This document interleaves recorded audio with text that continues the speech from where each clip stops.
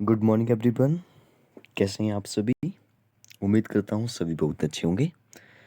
तो इस वीडियो में हम डिस्कस करेंगे सामंतवाद के लाभ, मेरिट्स ऑफ फ्यूडलिज्म। तो पहले डिस्कस करेंगे कि सामंतवाद जो वो होता क्या था। ठीक है, तो उसके बाद जो वो बात करेंगे कि इसके क्या क्या लाभ थे, इसकी क्या क्या जो वो मेन फीचर्स थे, कौन कौन सी इसकी विशेषताएं थी, इसके बारे में भी डिस्कस करेंगे।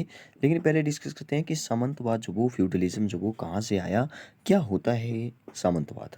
ठीक है, इससे भी पहले बात करते हैं, हम लोग जो वो बात कर रहे हैं मध्यकालीन भारत की। अगर हम मध्यकालीन भारत की बात करें तो मध्यकालीन जो भारत है वो जो वो माना जाता है 8वीं सदी से लेकर के 18वीं सदी को जो वो मध्य मतलब कि मध्यकालीन भारत, या आप जो वो मध्यकाल इसको बोल सकते हैं। ठीक है, 8वीं से 18वीं सदी तक।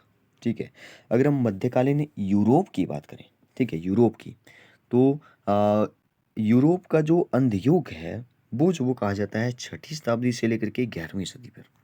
तो ऐसा क्या हुआ यहाँ पे कि यूरोप यूरोप के इतिहास में जो वो इसको अंध युग जो वो कहा जाता था।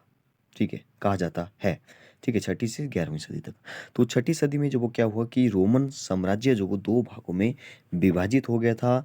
अस्थिरता जो वो फैल गई थी यूरोप में। ठीक है, युद्धों के कारण जो वो स्थितियाँ जो वो वहाँ पे गंभीर हो गई थी। चारों तरफ जो वो अराजकता जो वो फैल गई थी, अराजकता का जो वो वातावरण था। तो इसके कारण जो वो व्यापार को गहरा धक्का लगा, जिसके परिणाम स्वरूप जो वो शहरों का पतन हो गया। और ऐसे वातावरण में शिक्षा की उपेक्षा भी की गई। ठीक है, 10वीं सदी में जो वो पवित्र रोमन साम्राज्य की स्थापना हुई, इसमें जर्मनी, इटली और कुछ अन्य क्षेत्र जो वो सम्मिलित थे। और 10वीं सदी के बाद वो व्यापार और शहरी जीवन पुनर्जीवित होने लगा। 12वीं और 14वीं सदी के मध्य यूरोप पुनः वैभवशाली बन गया। ठीक है, तो बात करते हैं सामंतवाद की। सामंतवाद जो वो क्यों आया? देखिए, जो सामंतवाद था क्योंकि ये जो वो एक मध्यकालीन यूरोप की जो वो एक विशेष व्यवस्था थी। ठीक है, क्योंकि रोमन साम्राज्य के जो वो विघटित होने के बाद जो वो यूरोप में जो वो आपको बताया कि अराजकता फैल गई थी। लोगों की जान माल की सुरक्षा के लिए कोई कोई व्यवस्था ही नहीं थी। ठीक है, तो उस समय जो वो एक ऐसे सामाजिक, आर्थिक और राजनीतिक संगठन की आवश्यकता थी जो शांति की व्यवस्था कर सके। तो सामंतवाद जो वो एक ऐसा ही संगठन था जिसकी उत्पत्ति के बारे में आपसे पूछा जा सकता है कि उत्पत्ति जो वो कहाँ से हुई। तो ये जो वो एक लैटिन शब्द, ठीक है, फ्यूडम, लैटिन शब्द फ्यूडम से हुई। तो इसका नाम ही फ्यूडलिज्म है। तो फ्यूडम से जो वो इसकी उत्पत्ति हुई। सामंतवाद व्यवस्था के अंतर्गत भूमि के बदले में सेवाएं प्राप्त की जाती थी। ठीक है, भूमि के बदले में सेवाएं प्राप्त की जाती थी। राजा जब वो भूमि का स्वामी होता था, वो इसे आगे जागीरों के रूप में जो वो उनके नाम होते थे, जैसे ड्यूक हो गया, और अर्ल में जो वो बांट देता था। और बे जो वो इस भूमि को आगे, और उनके नाम थे बैरन और नाइटस। ठीक है, उसमें बांट देते। ये आपको क्वेश्चन पूछा जा सकता है। देखिए, जागीरों के रूप में जो वो राजा जो वो भूमि का स्वामी होता था सबसे पहले। ठीक है, ये हो गया किंग। और इसके बाद जो वो ये भूमि दे देता था आगे जागीरों के रूप में किसको? एक हो गया ड्यूक और अर्ल। ठीक है, और ये भी आगे जो वो भूमि को बैरन और नाइटस में बांट देते थे। इन सभी को जो वो वैसल कहा जाता था। ठीक है, ये वैसल, या इसको जो वो माथल भी जो वो मतहत, ठीक है, मतहत या वैसल भी जो वो उनको कहा जाता था। ठीक है, और सामंतवादी व्यवस्था में सबसे नीचे अगर बात की जाए तो सबसे नीचे जो वो कृषक आते थे। ठीक है, कृषक दास जो वो सबसे नीचे आते थे, जिन्हें सिर्फ कहा जाता था। ठीक है, भूमि के बदले यह सभी अपने स्वामी की सेवा करते थे। ठीक है, अगर हम इसकी कुछ विशेषताओं की बात करें सामंतवाद के लाभ से पहले, तो इसकी कुछ विशेषताएं जो है वो ऐसी है कि जैसे कृषि दास हो गया। ठीक है, सामंतवादी व्यवस्था का एक आधार जो वो कृषि दास थे।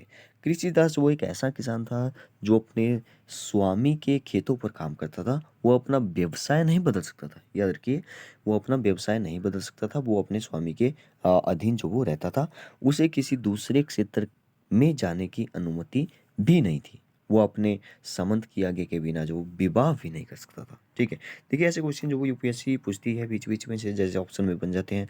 वो अपने बिना आज्ञा के बिना, जो सामंत के आज्ञा के बिना जो वो विवाह भी नहीं कर सकता था, और अपने सामंत के अत्याचारों को सहन करना पड़ता था। मतलब एक प्रकार से मतलब यही हुआ।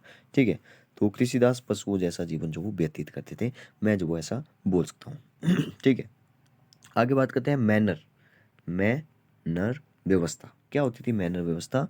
तो सामंतवाद की दूसरी विशेषता अगर बोली जाए तो मैनर व्यवस्था ही थी। मैनर एक प्रकार से एक प्रकार का जो वो एक गांव था जो 400-500 एकड़ भूमि तक जो वो फैला होता था। मैनर का जो लॉर्ड होता था, सामंत होता था। लॉर्ड का मतलब होता है भगवान, ठीक है।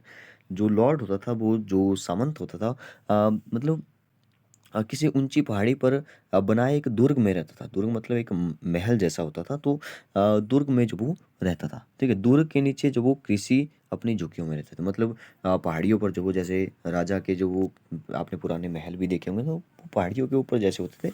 नीचे जो वो उसके दास वगैरह झुग्गी झोपड़ियों में जो भी कृषक होते थे वो झुग्गी झोपड़ियों में नीचे की तरफ रहते थे, ठीक है। इन कृषकों को अपने स्वामी के खेतों में कार्य करना पड़ता था और उसकी हर आज्ञा का पालन करना पड़ता था। और कानून और व्यवस्था बनाए रखने के लिए जो वो कौन जिम्मेवार था? वो था लॉर्ड या सामंत, जो उसको आप बोल सकते हैं, ठीक है। तो मतलब मैनर का मतलब है यहाँ पे मैनर व्यवस्था कैसी थी वो जो आपको मैं बता रहा हूँ कि क्या विशेषता थी सामंतवाद की। मैनर, मैनर मतलब मैनर इंग्लिश वाला मैनर नहीं, MANOR वाला है मैनर, ठीक है। MANOR, डबल एन नहीं, ठीक है। तो ये जो वो एक प्रकार का गांव होता था कुछ इस तरह से, ठीक है। तो मैनर एक प्रकार से जो वो आत्मनिर्भर मतलब कि होते थे। और एक मैनर के लोग जो वो दूसरे मैनर में नहीं जा सकते थे, इसको भी आप याद रख सकते हैं। और अपने मैनर के लोगों में होने वाले झगड़ों का निर्णय भी कौन करता था? सामंत ही करता था। मतलब कि वही करता था जो राजा होता था एक प्रकार से। अगर आगे बात करें इसकी थोड़ी सी सैन्य संगठन की, तो सैन्य संगठन जो वो कैसा होता था? सैन्य संगठन जो वो यूरोपीय सामंतवादी व्यवस्था की एक अन्य जो वो एक व्यवस्था थी। सहस्त्र घुड़सवार सामंतवादी सेना का मुख्य अंग थे, ठीक है। तो इसमें क्या होता था कि जो मतलब कि एक प्रकार से यूरोप में अरबों के आगमन के साथ ही युद्ध रीति में परिवर्तन हो गए। नई युद्ध प्रणाली की आवश्यकताओं के अनुसार सेना की देखभाल की समस्या ने यूरोप में सामंतवाद को जो वो की ओर जो वो प्रोत्साहन दिया। तो इस प्रकार से जो आपको ये याद रखना है। और घुड़सवार जो सेना के आक्रमण का मुकाबला करना पैदल सेना के लिए कठिन हो गया। और मतलब कि अगर हम बात करें इसके डिटेल में, चलिए चलिए डिटेल में नहीं जाते हैं। सीधे ही अपने टॉपिक पर आते हैं कि हमारा जो आज का टॉपिक था सामंतवाद के लाभ, मेरिट्स ऑफ फ्यूडलिज्म, इसकी बात करते हैं सीधे ही।